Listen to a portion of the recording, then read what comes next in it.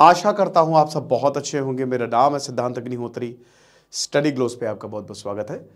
तो दोस्तों, आज हम बात करेंगे यूपीएससी 2024 के प्रीलिम्स की। क्या हमको आधी तैयारी के साथ या तैयारी नहीं है तो हमको प्रीलिम्स देना चाहिए?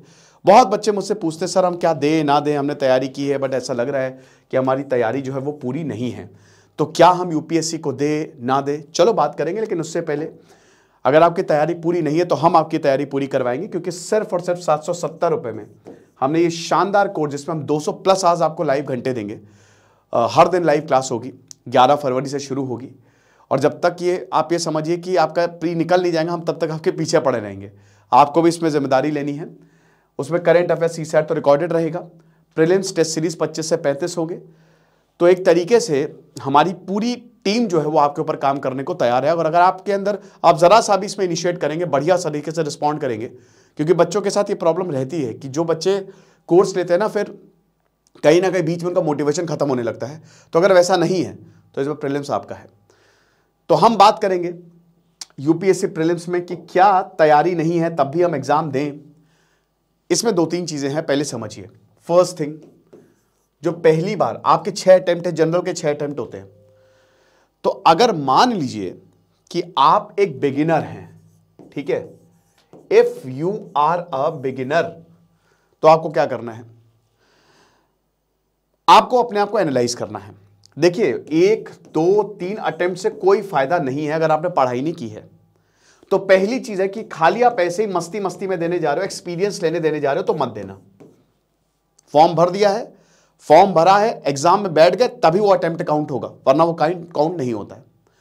तो एक चीज समझो कि शुरुआत में देखो, अटेम्प्ट वही होता है जो सीरियसली दिया जाए, उसको अटेम्प्ट काउंट करो।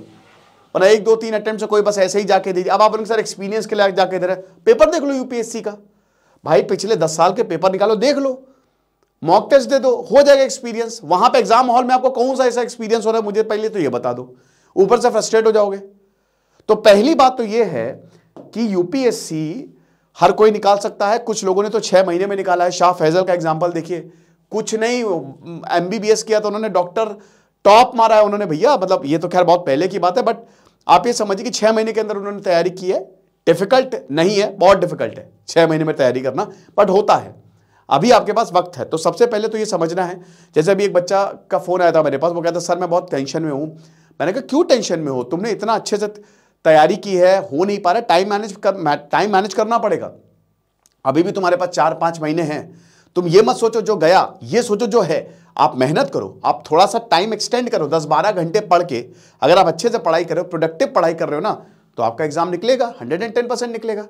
आप ये मत समझो कि यूपीएससी में आपको 50 से 60% क्वेश्चन सही करने हैं। अगर 90 से ऊपर मार्क्स आ रहे हैं तो आपका प्रीलिम्स निकल जाएगा, क्योंकि जिस हिसाब से पेपर आ रहा है वो टफ है। तो 90 से ऊपर मार्क्स कट ऑफ निकल जाएगी आराम से। मेंस की तैयारी करना शुरू करो, यानी कि एक तरीके से बस आपको 45 ही क्वेश्चन तो सही करने हैं। अब 50 में 45, चलो हम मान लेते कि अगर 55 भी क्वेश्चन है, 60 भी क्वेश्चन सही हो गए आपके, खैर 60 तो, लेकिन अगर 50-55 भी सही हो गए ना, हो जाएगा आपका काम, ठीक है। तो ये चीज समझो पहले तो कि यूपीएससी में अगर तुम्हारी तैयारी नहीं है तो मत जाना, ठीक है। अब तैयारी से क्या मतलब? जैसे अब पॉलिटी आपने खत्म कर दी, पहले तो सबसे पहले बताओ, हिस्ट्री आपकी खत्म हो गई है, ठीक है। साइंस आपकी खत्म हो गई है। हिस्ट्री में जब मैं बोलता हूं ना, ancient, medieval, art and culture, सब इसमें आ गया, ठीक है ना। साइंस आपकी खत्म हो गई है। एनवायरमेंट और इकोलॉजी आपका खत्म हो गया है। एग्रीकल्चर पोर्शन आपका खत्म हो गया है। करेंट अफेयर्स आपके खत्म हो गए हैं। मैंने इसमें सर्कल लगाया है क्योंकि बहुत ही इंपॉर्टेंट है, ओके। डिजास्टर मैनेजमेंट आपका खत्म हो गया है, यह जरूरी है। ज्योग्राफी आपकी खत्म हो गई है। पहले ये देखो, इसमें से हिस्ट्री, पॉलिटी, करेंट अफेयर्स और ज्योग्राफी, अगर ये, और साइंस और इकोनॉमिक्स, अगर ये खत्म है तो बहुत अच्छा है। अगर 1.5 साल, 1 से 1.5 साल के आपको करंट अफेयर्स बहुत बढ़िया से आते हैं, शायद स्टैटिक पोर्शन उतना अच्छे से नहीं आता है, लेकिन करंट अफेयर्स में आपकी महारत है, बढ़िया है, रटे हुए हैं, अच्छे से समझ आ रहे हैं, दे दो एग्जाम। कहने का मतलब ये कि अगर 7-8 सब्जेक्ट्स हैं, उनमें से अगर 5-6 भी तैयार है, गो फॉर इट। 2-3 नहीं तैयार है, कोई बात नहीं, मैं आपका रीजन बताता हूं। बहुत लोग बोलते हैं कि सर प्रीलिम्स, जैसे काफी लोग होता है कि अगर प्रीलिम्स जो है वो क्लियर हो भी गया तो मेंस क्लियर नहीं होगा। मेरा इससे थोड़ा मारना अलग है। कैसे, मैं बताता हूं। अगर आपका 40 से 50% अगर आपका ऊपर तैयारी है तो आप दे दो एग्जाम। उसका रीजन क्या है, आप प्रीलिम्स में बैठोगे, हो सकता है आपका प्रीलिम्स क्लियर हो जाए, ठीक है।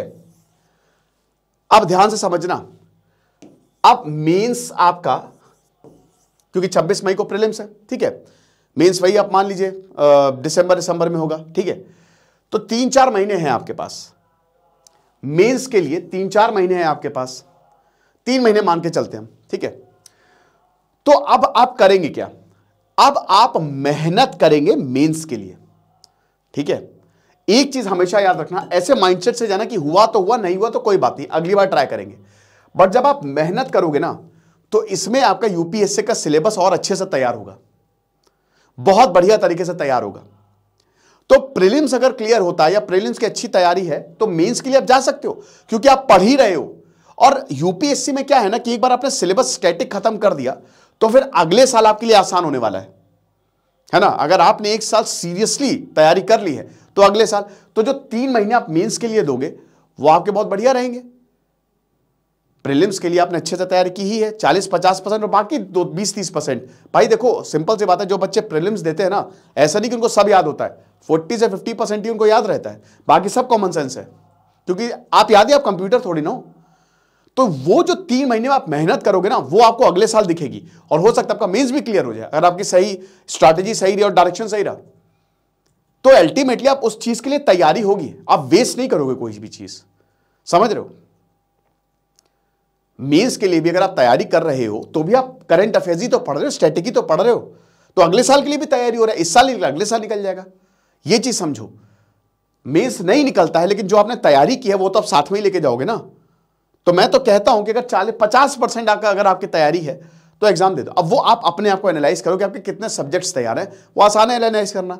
अगर आपकी सीरियस तैयारी होगी तो इतना तो कर ही सकते हो, और अगर नहीं कर पा रहे हो तो सीरियस तैयारी नहीं है फिर मत देना, ठीक है। तो अगर आधी तैयारी है तो क्या यूपीएससी प्रीलिम्स दे, अच्छी तैयारी है दे दो, बिल्कुल, इसमें कोई दो शक नहीं है, ओके। अटेम्प्ट्स आपके पास 6 हैं, 1-2 अटेम्प्ट चले जाएगा कोई बात नहीं। देखो आमतौर पे 5-6 अटेम्प्ट्स में निकल ही जाता है। कई बार ऐसा होता है तो किस्मत है, अनप्रेडिक्टेबल सर्विस कमीशन इसको ऐसे नहीं बोला जाता है, क्योंकि भाई देखो कई बार होता है नहीं किस्मत साथ देती है, बट परेशान मत होना, चीजें सही रहेंगी ना तो बहुत बढ़िया करोगे। यूपीएससी का सिलेबस इतना शानदार है, अब ज्ञानी तो हो जाओगे। ज्ञानियों को दुनिया पूजती है और ज्ञानियों को कभी पैसे की तो कमी रहती नहीं है, ओके। तो एक चीज समझना, बाकी आप हमारे यूपीएससी कोर्स को जरूर अवेल करें, आपको बहुत ज्यादा फायदा होगा। Thank you so much.